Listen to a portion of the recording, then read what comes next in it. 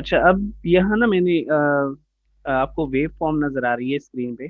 तो अगर हमें कहा जाए कि इसका वेक्टर ड्रा करें, ठीक है, फेज वेक्टर, तो उसमें दो चीजें, कि फेज वेक्टर की लेंथ कितनी रखनी है और डायरेक्शन किस तरफ रखनी है।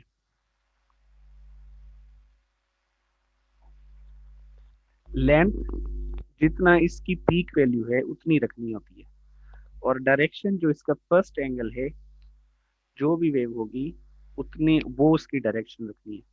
अब इस वेव का फर्स्ट वेक्टर, फर्स्ट एंगल 0 है, तो इसलिए हम लंबाई इसके बराबर लेंगे लेंथ, और एंगल 0 लेंगे, तो ये इस तरफ आ जाएगा।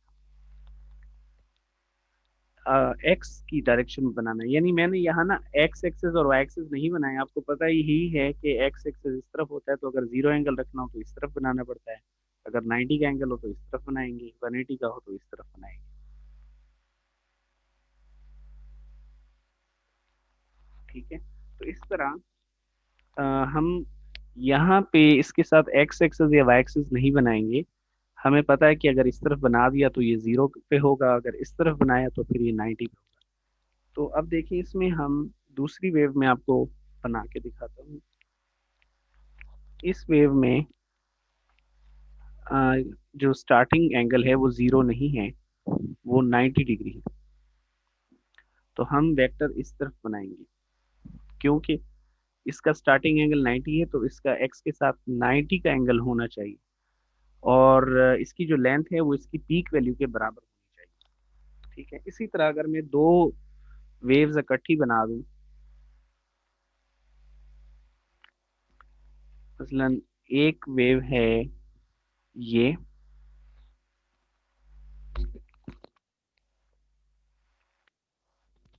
और दूसरी वेव है ये, और आपसे कहा जाए कि इनके वेक्टर बनाएं, तो रेड वाली का एंगल क्या होगा। रेड वाली वेव का ट्रफ है, पीक है, तो इसका एंगल होगा सर 270। पाई होगा। यहाँ सही है। यहाँ जी, ये ट्रफ की टू पीक है सेवेंटी होगा। 270, तो हम वेक्टर की डायरेक्शन इस तरफ बनाएंगे, क्योंकि इसका जो एक्स के साथ एंगल बनना चाहिए एंटी क्लॉकवाइज डायरेक्शन, वो 270 होगा। ठीक है, इस तरह यहाँ पे। अच्छा, अब हम बना देते हैं वोल्टेज का एंगल। वोल्टेज का एंगल 0 है, तो वो इस तरफ आ जाएगा। तो हम कहेंगे कि वोल्टेज जो है वो नाइन, अगर ये एंटी क्लॉकवाइज घूमे तो कौन सा वेक्टर आगे रहेगा, वोल्टेज। ये करंट से 90 डिग्री आगे रहेगा। मतलब वोल्टेज का वेक्टर जब यहाँ पहुंच जाएगा तो करंट का एंगल यहाँ पहुंच जाएगा, यानी इनके बीच में हर वक्त 90 का एंगल रहेगा। तो जैसे जैसे जितना ये रोटेट होगा उतना ये भी रोटेट होगा, यानी जब ये वेक्टर रोटेट होंगे तो इनका आपस में जो एंगल है वो चेंज नहीं होगा, वो उतना ही रहेगा। तो अब हम शुरू करते हैं next topic, AC circuits. AC circuits में जो हमने ये पढ़ना है कि इससे पहले जो चैप्टर थे ना उसमें हम डीसी करंट देते थे। तो डीसी करंट को रेजिस्टेंस रोकता था सिर्फ। ठीक है, यानी जितना बड़ी रेजिस्टेंस होगी उतना कम करंट फ्लो करेगा। बाकी कैपेसिटर डीसी को बिल्कुल जाने ही नहीं देता, और इंडक्टर का डीसी करंट पर कोई असर नहीं पड़ता, और इंडक्टर कहते हैं सोलिनॉइड को या कॉइल। अच्छा, अब यहाँ अगर हम एसी सर्किट्स की तरफ आए, यानी अब जो इस चैप्टर में ना हमारे पास जो सोर्स है वो अल्टरनेटिंग करंट है, वो कांस्टेंट नहीं होता। तो इस सूरत में फिर तीनों चीजों का अपना अपना इफेक्ट शामिल हो जाता है, इंडक्टर, कैपेसिटर और रेजिस्टर। तो हम तीनों को बारी बारी देखेंगे कि तीनों का क्या इफेक्ट होता है। मतलब डीसी सर्किट में करंट को डिस्टर्ब करने वाली चीज रेजिस्टेंस है। ठीक है, उसको कम ज्यादा कर सकती है। कैपेसिटर बिल्कुल जाने ही नहीं देती, और इंडक्टर तो कुछ नहीं कहती उसको, डीसी करंट को। ठीक है, जैसे कुछ लगा ही नहीं हुआ ऐसे ही फ्लो करता है करंट, इंडक्टर हो या ना हो उससे कोई फर्क नहीं पड़ता। लेकिन एसी सर्किट में जब एसी करंट होता है तो उसमें रेजिस्टेंस का अपना अमल दखल है, कैपेसिटर भी करंट को चेंज करता है, इंडक्टर भी करंट को चेंज करता है। हम बारी बारी देखेंगे कि कैसे चेंज करते हैं। तो ये चीज़ ना एमसीक्यूज के लिए याद रखनी है। अब पहले हम पढ़ेंगे इसमें एसी थ्रू रेजिस्टेंस, हमने ये देखना है कि एसी रेजिस्टेंस में से अगर एसी करंट अप्लाई करें अल्टरनेटिंग करंट तो रेजिस्टेंस में से वो कैसे पास करेगा। तो ये मैं सर्किट बना रहा हूँ यहाँ पे।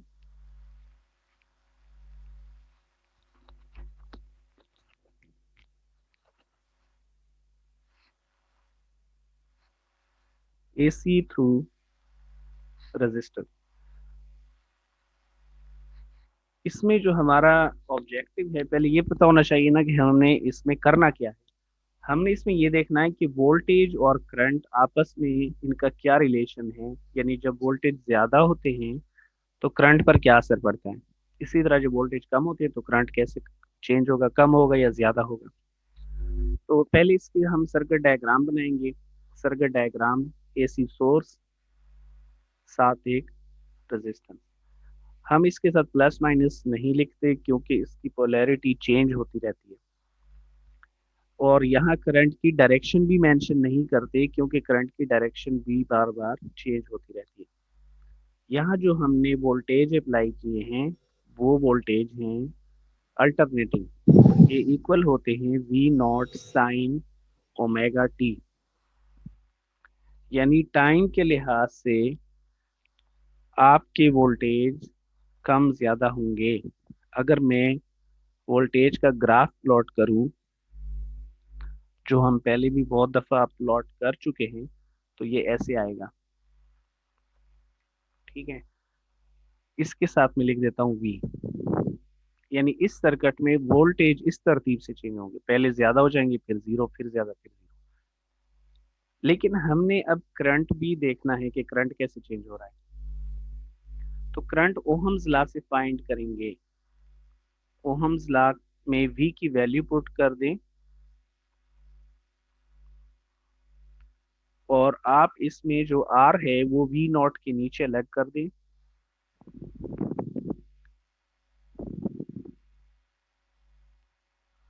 तो ये जो वोल्टेज ओवर रेजिस्टेंस है ये भी करंट के बराबर होगा, लेकिन इसमें जो वोल्टेज है ये मैक्सिमम है, इसलिए रेजिस्टेंस पर डिवाइड करने से जो करंट आएगा वो भी मैक्सिमम होगा। तो हम इसकी जगह करंट लिखेंगे लेकिन आई नॉट लिखेंगे। आई नॉट का मतलब है मैक्सिमम करंट। हमने इसमें आई नॉट को पुट किसकी जगह लिखा है, वी नॉट ओवर आर। अच्छा, इसके बाद आपके पास करंट की इक्वेशन आ गई है। अब अगर आपसे कहा जाए कि इसका भी ग्राफ प्लॉट करें, तो इसका ग्राफ दो तरीके से कर सकते हैं प्लॉट। आप उसी ग्राफ के ऊपर भी कर सकते हैं और उसके अलावा साइड पे भी कर सकते हैं, लेकिन मैं समझाने के लिए पहले नीचे बना देता हूँ, फिर बाद में हम उधर, क्योंकि बुक में या पेपर में आप उसके ऊपर ही बना दें तो वो ठीक रहेगा। मैं यहाँ नीचे बना रहा हूँ। अब ग्राफ देखें, इसका एंगल और इसका एंगल सेम है, तो मतलब जब इसका एंगल जीरो था तो इसका भी जीरो होगा, और जब टाइम चेंज होगा और उसका एंगल 90 हो जाएगा, ठीक है, तो इसका एंगल भी 90 हो जाएगा। और आपको पता है कि एंगल 90 होगा तो करंट मैक्सिमम हो जाएगा, तो ग्राफ ऊपर चला जाएगा। ठीक है, ऐसे उसके बाद फिर दोबारा जब 180 होगा तो वो भी जीरो, ये भी जीरो, और इसी तरह जब 270 होगा तो वो भी माइनस और ये भी माइनस में चला जाएगा। यानी दोनों का ग्राफ बिल्कुल सेम बन गया, लेकिन फर्क इनकी पीक वैल्यू में है। आई नॉट की कीमत कुछ और है, वी नॉट की कुछ और है। फर्ज करिए वी नॉट 100 है, आई नॉट 20 है या 50 है, तो उसकी हाइट ज्यादा बनेगी, इसकी कम बनेगी। हो सकता है आई की हाइट ज्यादा बन जाए, मतलब जरूरी नहीं, लेकिन फर्क लाजमी हो। तो अगर हम ये देखें, अगर आपसे कहा जाए कि इनमें फेज डिफरेंस कितना है, जो मेन चीज निकालनी है ना वोल्टेज और करंट में, हमने इस टॉपिक में वो देखना ये है कि वोल्टेज और करंट किस तरतीब से चेंज हो रहे हैं। तो उसके लिए फेज डिफरेंस देखें आप, जीरो माइनस जीरो तो जीरो आ जाएगा, pi by two minus pi by two, zero, zero, zero. तो हम ये कहेंगे कि यहाँ जब रेजिस्टेंस में से अल्टरनेटिंग वोल्टेज अप्लाई करते हैं और करंट गुजरता है, तो इसमें वोल्टेज और करंट इन फेज होता है। हमने क्या पढ़ा था कि अगर फेज डिफरेंस जीरो होगा तो इनके वो उसको हम इन फेज कहेंगे। और हमने इसमें फेज वेक्टर भी बनाने हैं। फेज वेक्टर कैसे बनाने हैं आपको मेथड मैंने अभी सिखा दिया है। पहले वोल्टेज का बनाएं, तो वोल्टेज का फेज वेक्टर बनेगा। मैं ना ये वाला ग्राफ इसके ऊपर बना देता हूँ, क्योंकि अब आपको समझ आ गई है, डिफरेंस भी हमने निकाल लिया है। पेपर में आपने इसके ऊपर ही बना देना है, लेकिन मैं ना इसको डॉटेड करके बना रहा हूँ ताकि आप आसानी से डिफरेंस समझ सके। ये जो डॉटेड है ये करंट का ग्राफ है।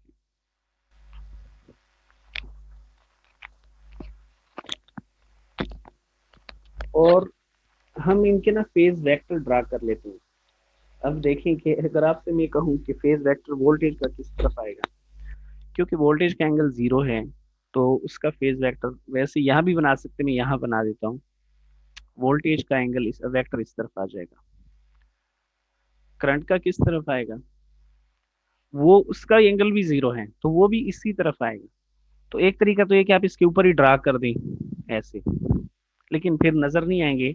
तो बुक में या पेपर में हम दोनों को इस तरह ड्रा करते हैं कि मुख्तलिफ कलर से या थोड़ा सा ऊपर नीचे कर देते हैं, ताकि वाजिया नजर आए कि जो दोनों वेक्टर हैं वो एक ही डायरेक्शन में है। लेकिन अगर आप इस तरह भी ड्रा करेंगे तो भी ठीक है, असल जगह इनकी यही है।